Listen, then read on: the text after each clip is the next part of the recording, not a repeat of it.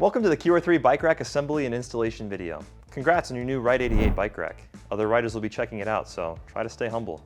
If you're watching this video, you should have already installed your mounting system. If you have not, pause this video and locate your instructions on our website or use the links provided below. We provide a different instruction for each mounting system. Go to our website and locate the Help tab where all of our instructions are available. Keep in mind that the QR3 bike rack is intended for bicycle use only. The QR3 rack comes 90% assembled, and all you need to do is attach a few parts. This will be quick and easy.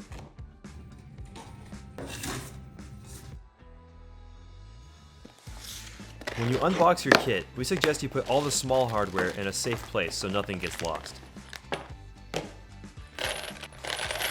Here are the parts that come with each QR3 rack station.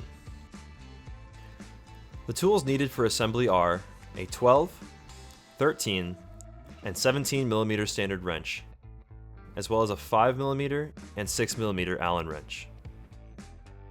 Rotate the rack sideways so that you can have an easier access to everything during the assembly. The lower wheel chock will be installed on the front 4 holes.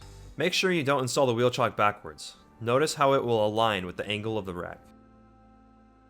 Grab your 8mm bolts and nuts. There should be 4 of each. The bolts insert from the top of the rack. Screw all the bolts loosely by just hand tightening them first. The easiest way to do this is to start with the top 2 bolts, then insert the bottom ones.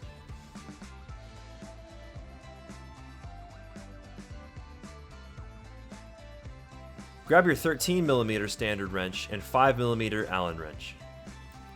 Tighten all 4 bolts. You want them to be firm, but don't over tighten them or the tubing will start to crush.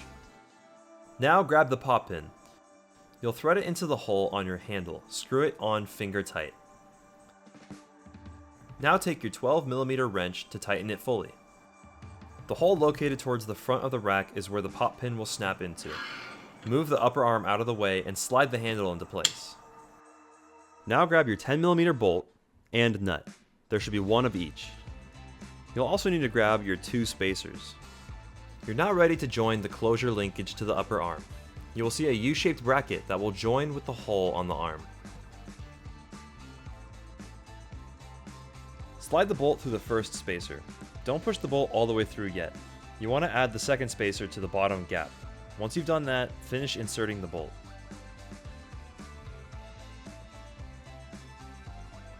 Once you finish, you should have a spacer on either side of the tab. Finish tightening with your 17mm wrench and 6mm Allen key. This bolt doesn't need to be super tight. The more tension you put on the pivoting bolts, the tighter the whole mechanism will feel. Tighten securely and adjust to your liking. And it's as simple as that. You now have your bike rack assembled.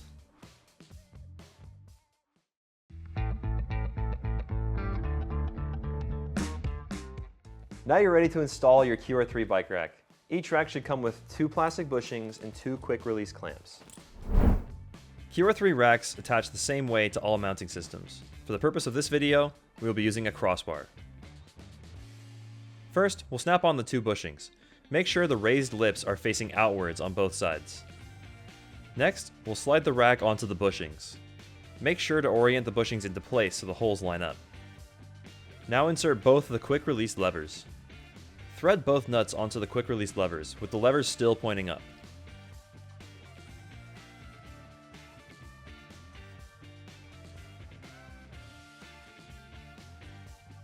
It's the same process to mount your rack onto a front track mount. The only difference is that you will slide the plastic bushings on the sides.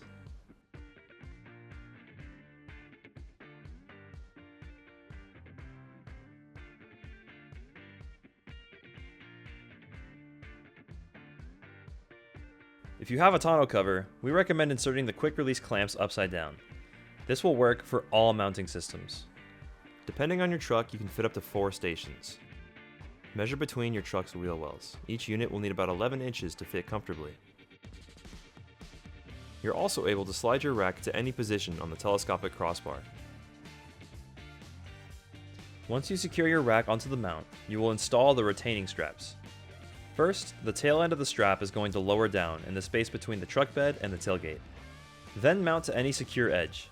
You can attach the strap to the edge of the body between the tailgate and the truck bed, or run the strap through the gap and behind the bumper. Then attach the hook to a rigid part of the frame or body. There may be more than one option, so find what works best on your vehicle. Some trucks have molded bumpers, so the strap may not work for you. One solution is to install the strap over the tailgate and attach it under the bumper. After you secure the strap, hold it in place with a piece of tape. There's a particular way the strap needs to be threaded through the buckle so it can function properly, so follow these next steps carefully. Push the buckle's lever all the way till it stops rotating. You will then feed the strap through that slot. Once the strap is through, pull it all the way.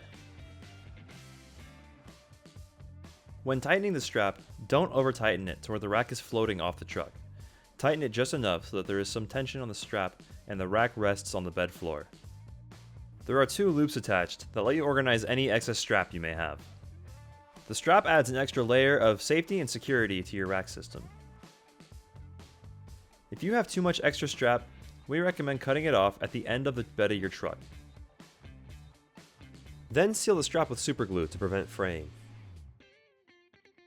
Now we want to adjust the rack to fit our bike. There's a pin located at the back wheel chock. When you pull this pin, it allows you to slide the chock up and down to adjust to your tire size.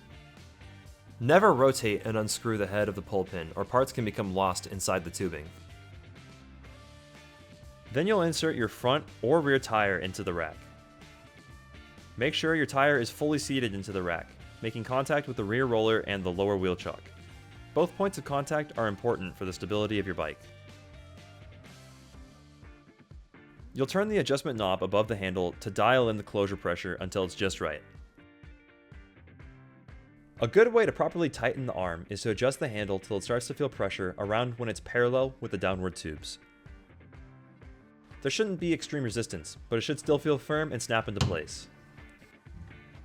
If you have to press down really hard on your handle or lean into it, then that is too tight. Exceeding 60 pounds of downward force can bend the closure handle. If you have 2 or more bike racks, they will come prepared with opposite facing closure handles. When possible, we recommend you face the handles outward so they can be accessed from outside the truck bed. If your truck is too tall, you can position your racks so that the handles are facing inwards for easier access. To remove the bike, simply lift the handle and pull your bike out of the rack. Below the handle is another pull pin. When you pull that pin out, you can lower the arm fully and collapse the rack. This allows you to neatly tuck away your rack for bed covers or other needs. Here, we have a mock-up of the QR3 rack, mounted at its lowest recommended height. Minimum height for a QR3 rack is 15 inches off the floor. If you mount your rack near the minimum height and install a 29-inch bike wheel, some rack lift is expected. Smaller wheels will not have this effect. A little lift will not affect the function of the rack. Just make sure the tire is seated fully into the rack, making contact with all 3 contact points. Now we're going to strap the rear tire. You'll notice there are teeth on the buckle. Ensure the ladder buckle has the teeth facing upward. Put the strap through the middle, then the top slot of the buckle.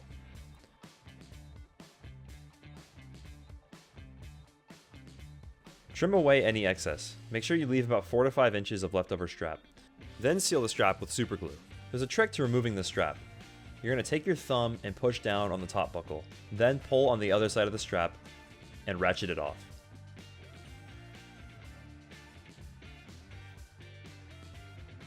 Inserting your bikes backwards may allow you to close your tailgate and make nesting multiple bikes easier.